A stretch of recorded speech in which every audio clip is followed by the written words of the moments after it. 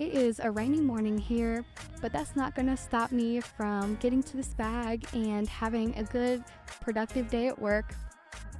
You know, I had to bring my Red Bull with me. Mamas, what are pregnant recommended, like, energy sources? Like, I know Red Bull is not the best thing for me to be drinking, but I need recommendations because a girl is tired 24/7.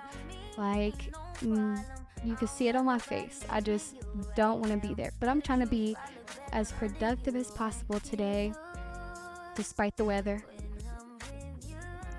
When it's so like this, besides cleaning the store, one of the main focuses that we have to do or like spend our time on besides trainings is calling leads. So that's basically just what I'm doing. I'm calling people who are in the area who already have existing accounts who are eligible for upgrades, or even people who don't currently have accounts who are in the area who I can try and persuade to get an account. And then I finish off the day strong by just cleaning everything, all the counters and stuff like that. You know, when you're bored, you just gotta make it look good for the cameras.